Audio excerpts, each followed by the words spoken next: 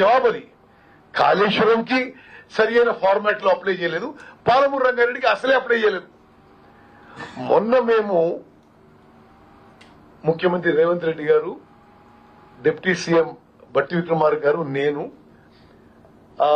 ఢిల్లీలో అందరి పెద్దలు కలిసి మరి మాకు పాలమూరు రంగారెడ్డి కన్నా మీరు ఇప్పుడు లిఫ్ట్ ఇరిగేషన్ అది నేషనల్ ప్రాజెక్ట్ స్టేటస్ ఇవ్వంటే వాళ్ళు ఏమన్నంటే ఇది నేషనల్ ప్రాజెక్ట్ స్టేటస్ అనే విషయము బయట ప్రచారాని కోసం వాడుకుంటున్నారు.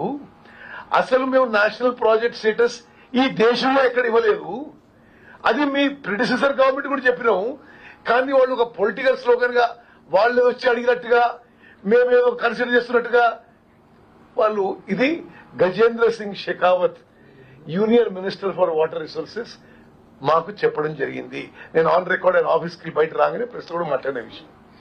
అంటే మీకు ఎందుకు చెప్తున్నా అంటే నేషనల్ ప్రాజెక్ట్ లో హరీష్ రావు గారు నువ్వేందా మాట్లాడేది 10 ఏళ్లు మీరు మీ మామగారు ఇరిగేషన్ మంత్రులు కదా.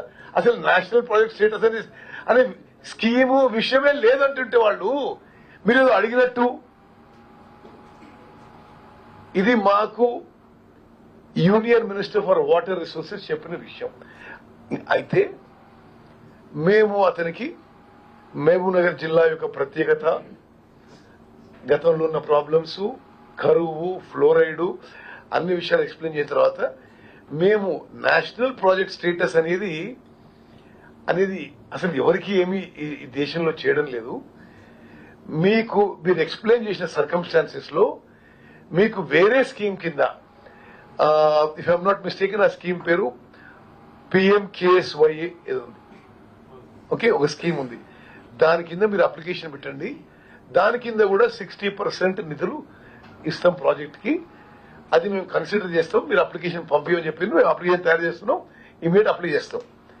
దానికి ఈరోజు హరీష్ రావు గారు ఏమంటారండి, అసలు అంటే ఏం భాష మాట్లాడో అర్థం కాదు. మీరు 10 ఏళ్ల అధికారం నుండి మేము అసలు ఆఫీసు ఇదంతా కొద్దిగా సెటిల్ కాకముందే 40 రోజులు కాలేదు. అసలు జాతీయ ప్రాజెక్టు వాళ్ళు వద్దంటే మీరు ఒప్పుకున్నారు. ఐ మీన్ ఏమాత్రం కొంత సిగ్గుశరం ఉండాలి. అసలు అది విషయమే లేదని చెప్పి వాళ్ళు చెప్తుంటే మేము పోయి అది అడిగి దాన్ని ఏదో ఒక స్కీమ్ కింద 60% ఫండింగ్ కింద మేము ముఖ్యమంత్రి గారు, డిప్యూటీ సీఎం గారు మేము కేంద్ర ప్రభుత్వాన్ని ఒప్పించి వచ్చినాం. మీరు అదొక విషయం మాట్లాడతాడు. అదేవిధంగా నేను కూడా ఆయన ఏమన్నాడు ఆ స్టేట్మెంట్ ఇలా ఇచ్చే ముందు రాజకీయాలు చేయాలనుకుంటేనే మొత్తం రాజకీయం మాట్లాడాడు. KRMB Krishna river water management board కి ఏ ప్రాజెక్టుల అప్పగింతకి మా ప్రభుత్వం ఒప్పుకోలేదు. ఇది దయచేసి ఒక మిస్లీడింగ్ స్టేట్మెంట్, ఒక అపోహలు సృష్టించే విధంగా మీరు మాట్లాడొద్దని రిక్వెస్ట్ చేస్తున్నాము. అన్ని విషయాలు ఇరిగేషన్ సంబంధించి రావడం లేదా?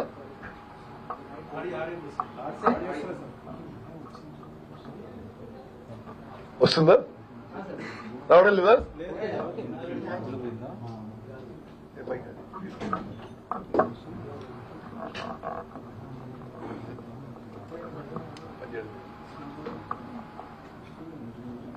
ఓకే, ఇది బెటర్.